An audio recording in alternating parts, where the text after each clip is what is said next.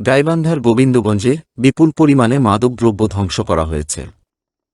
গতকাল বৃহস্পতিবার বিকালে গোবিন্দগঞ্জ চৌকি আদালত চত্বরে আদালতের সিনিয়র জুডিশিয়াল ম্যাজিস্ট্রেট নাজমুল হাসানের উপস্থিতিতে জনসম্মুখে ২৬টি মামলায় জব্দ হওয়া ৮২৫ বোতল ফেন্সিডিল, ৯৭ কেজি গাঁজা, ৪২৬ পিচ ইয়াবা, tapentadol tablet ৩৭ piece, buprenorphine injection ২০৯৬টি, officer choice whisky ৪ piece, roller machine দিয়ে গুঁড়িয়ে ও আগুনে পুড়িয়ে ধ্বংস করা হয়।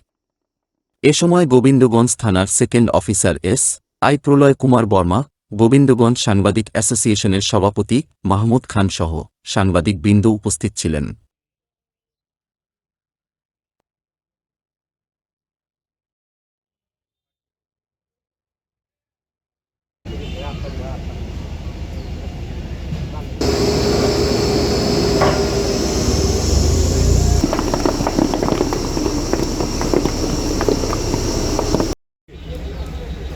আলামতের বাস না আসেন এটা